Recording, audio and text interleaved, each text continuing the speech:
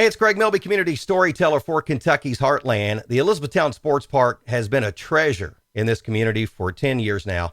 And as they celebrate their 10th anniversary this year, today they are announcing a monumental baseball partnership. Ripken Baseball, the leader in youth sports events, is announcing today they will add Elizabethtown as its fourth Ripken Experience through a partnership with the Elizabethtown Sports Park. It'll join parks in Aberdeen, Maryland, Pigeon Forge, Tennessee, and Myrtle Beach, South Carolina, and will bring world-class youth baseball and softball tournaments, plus week-long experiences to our state-of-the-art facility here in Elizabethtown, Kentucky. Joining me today to talk about what I feel is the biggest youth sports and tourism announcement in our region's history is baseball legend, 19-time All-Star, Hall of Famer, and founder, along with his brother Bill, of Ripken Baseball Experience. Please welcome Cal Ripken Jr. Never thought I'd say that, Cal.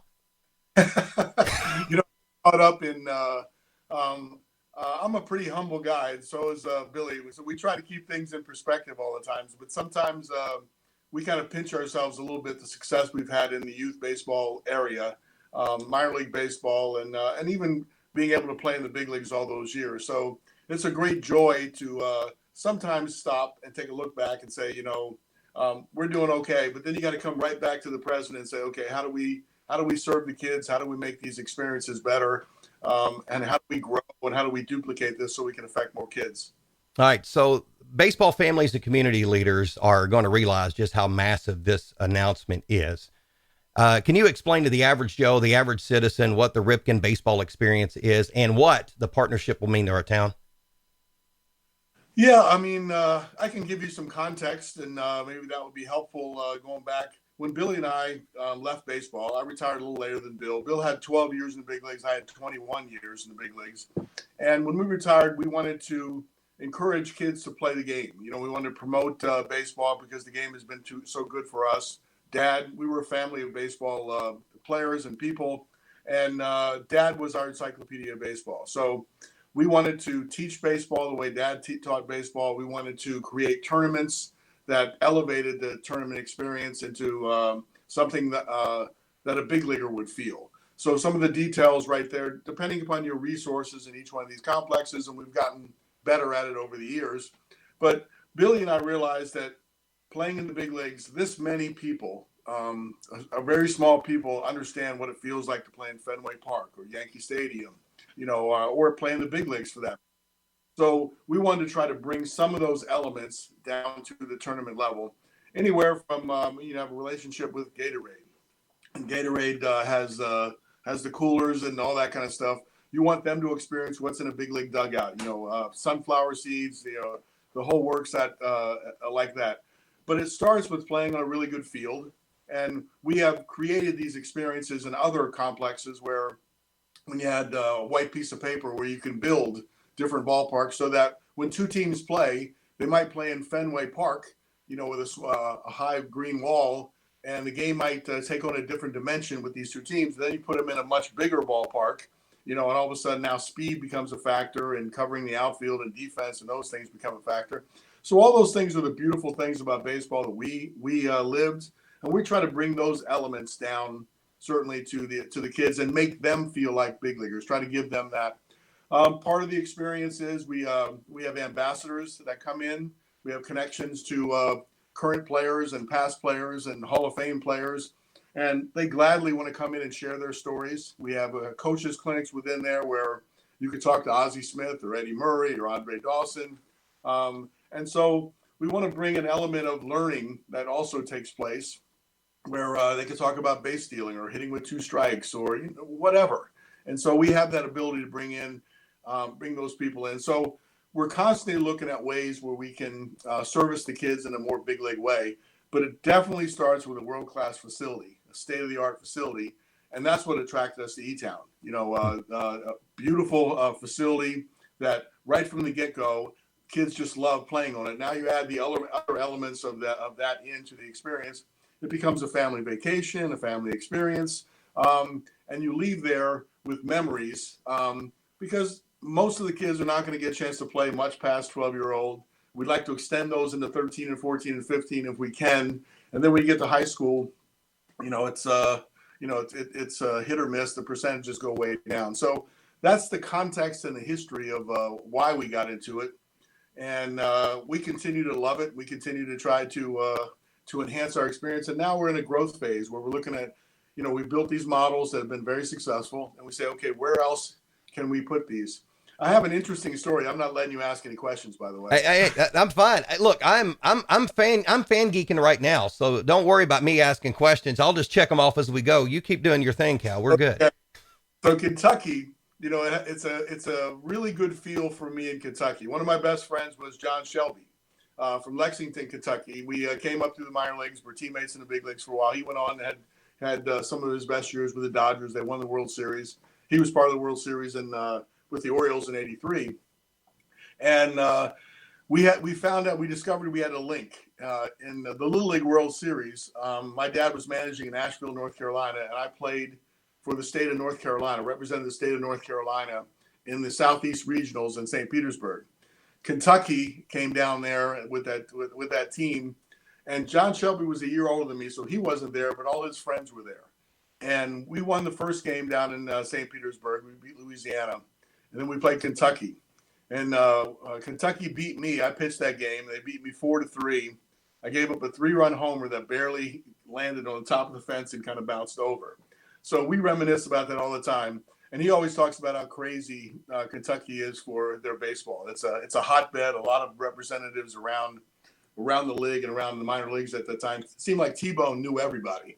So having a chance to come into a place that feels about baseball, the way that Billy and I, and John T-Bone Shelby feel about baseball, it's exciting and it's enthusiastic. So I have that story in my past and that link to Kentucky.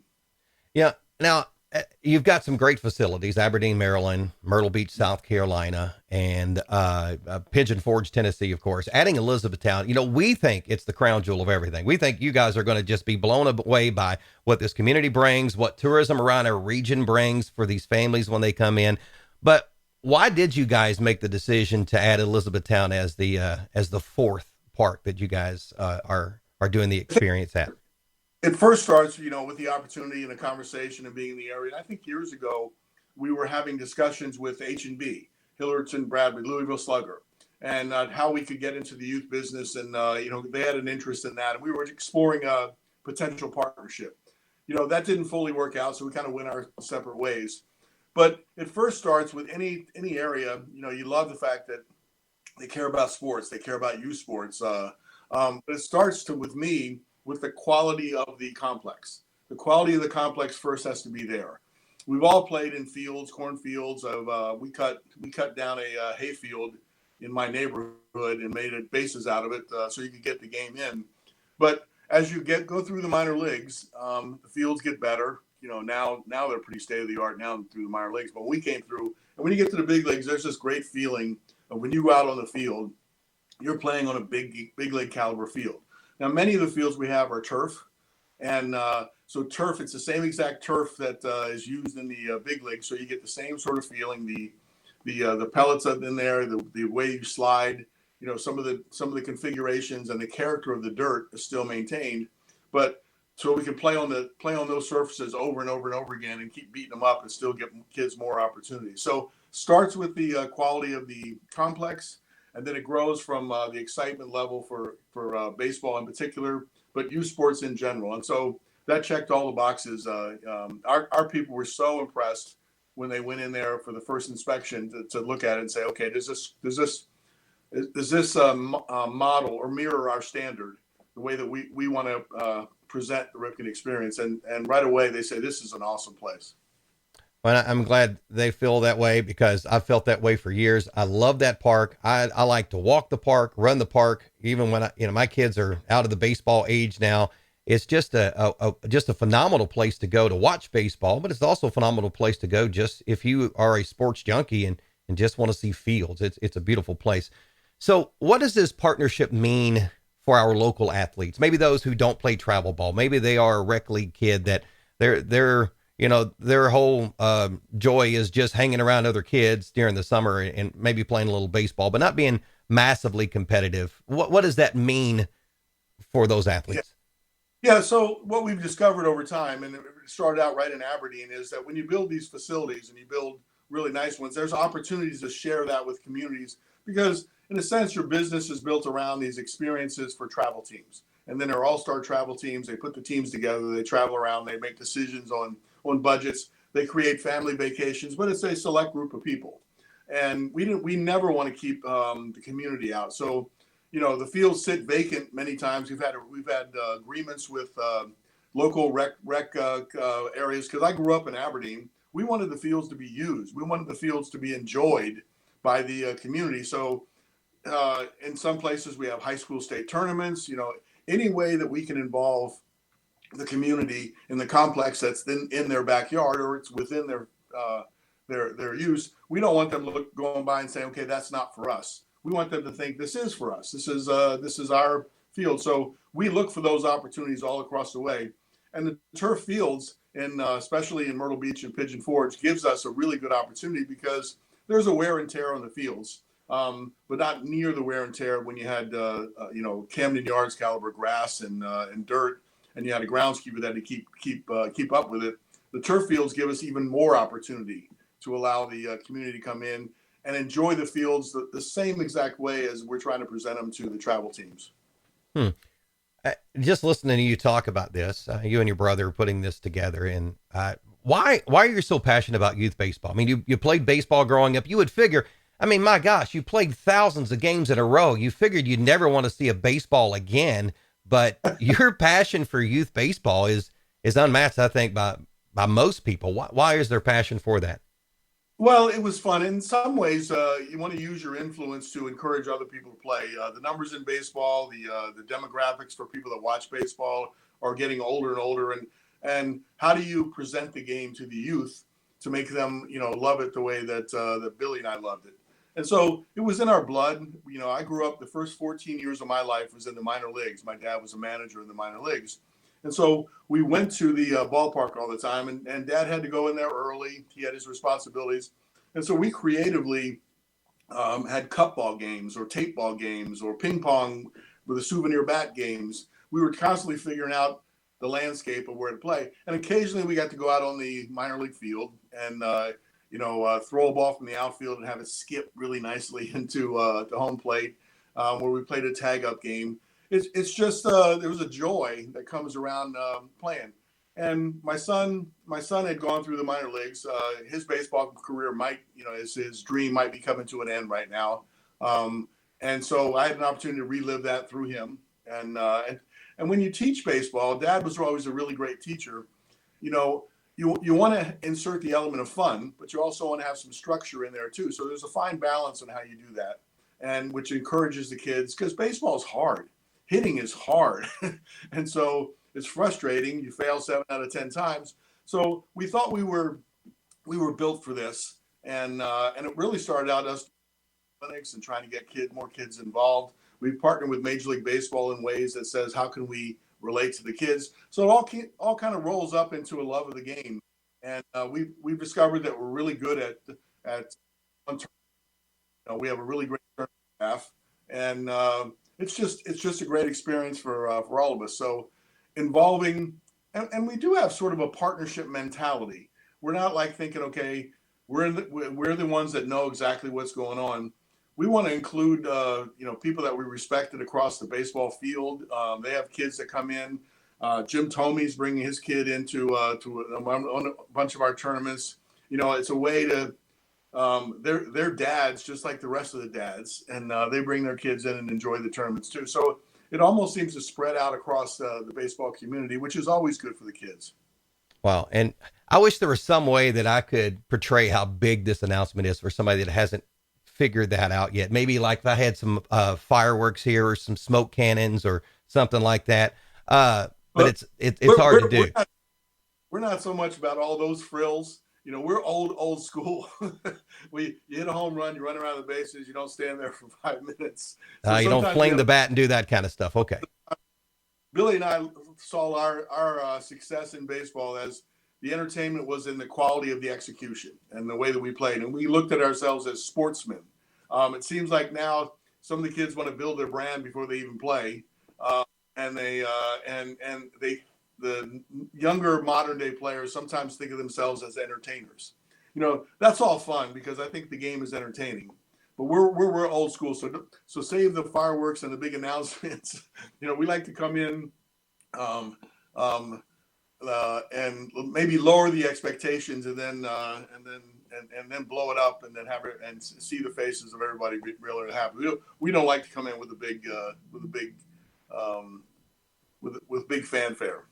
Well, I'm excited, and I know a lot of other folks are, to have you guys here in 2023, and the partnership is just, it really truly is a perfect match with the sports park and what you guys do with the Ripken Experience. So I know you mentioned ambassadors that come to some of the tournaments, some of the major leaguers, former major leaguers, Hall of Famers, and just some legends of baseball that come and be ambassadors.